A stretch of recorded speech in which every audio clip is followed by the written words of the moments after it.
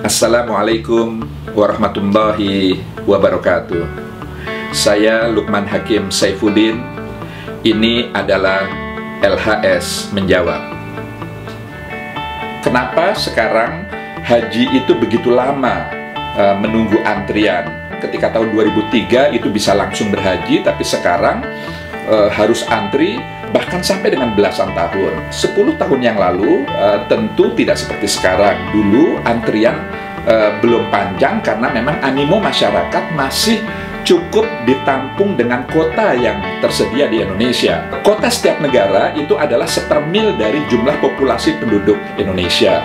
Jadi untuk konteks Indonesia itu adalah sekitar 211.000 sepermil dari total populasi muslim di Indonesia. Sejak tahun yang lalu karena renovasi Masjidil Haram, maka kemudian setiap negara terkena potongan sampai dengan 20% dari kota nasionalnya, tidak terkecuali Indonesia. Kota Indonesia tinggal 168.800 orang. Sementara animo masyarakat semakin besar, sehingga kemudian antrian semakin panjang.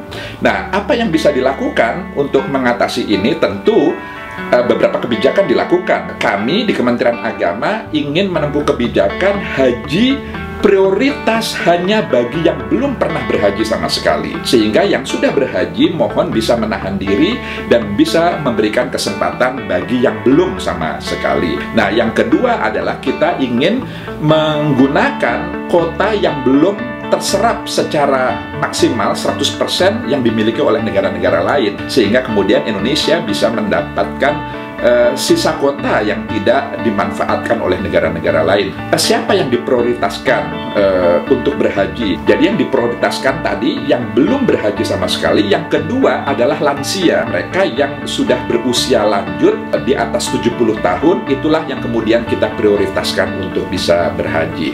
Mengenai adanya anggapan sebagian kalangan yang mengatakan bahwa biaya haji Indonesia adalah mahal. Menurut saya, hal seperti itu tidak benar. Indonesia dengan, kalau kita pakai biaya haji tahun yang lalu, yaitu berkisar 3.200 US dollar per jamaah, itu adalah yang termurah. Malaysia itu 4.750 US dollar per orang. Filipina dan Thailand, memang Filipina, Thailand itu sekitar 3.100 US dollar. Tapi perlu diingat, Indonesia dengan membayar 3.200 US dollar, itu setiap jamaah menerima living cost 1.500 real. Setiap jamaah menerima dari uang yang disetorkan untuk berhaji, itu setara dengan 400 US dollar. Kenyataannya setelah dikurangi dengan living cost, sebenarnya setiap jamaah hanya membayar 2.800 US dollar. Belum lagi fasilitas yang didapat oleh jamaah haji Indonesia dibanding negara-negara lain. Adakah negara selain Indonesia yang jamaahnya menerima kain ihram, pakaian ihram atau mukena? Adakah jamaah negara lain yang menerima makan selama tinggal di Madinah tidak kurang dari 8-9 hari, dan fasilitas-fasilitas yang lain terkait dengan pemondokan, terkait juga dengan makanan selama berada di bandara, selama transit, dan kemudian selama di Arafah dan Mina. Jadi saya ingin mengatakan bahwa tidak benar kalau Indonesia itu mahal. Bahkan Indonesia adalah yang termurah dibanding biaya haji yang diterapkan di negara-negara ASEAN.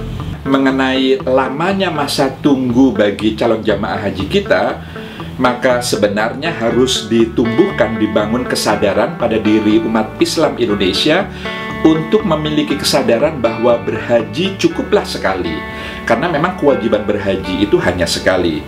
Sehingga suatu saat saya mendambakan bahwa mereka yang kemudian diketahui telah berhaji berkali-kali itu merasa bahwa ada ketidaknyamanan pada dirinya karena dia telah mengambil hak atau jatah orang lain untuk berhaji. Tidak seperti sekarang, orang dengan bangga, orang dengan merasa lebih kalau sudah pernah berhaji berkali-kali. Jadi perlu perlu ada kesadaran bahwa haji cukuplah sekali seumur hidup. Terima kasih telah menyaksikan LHS Menjawab. Sampai jumpa di lain kesempatan. Wassalamualaikum warahmatullahi wabarakatuh.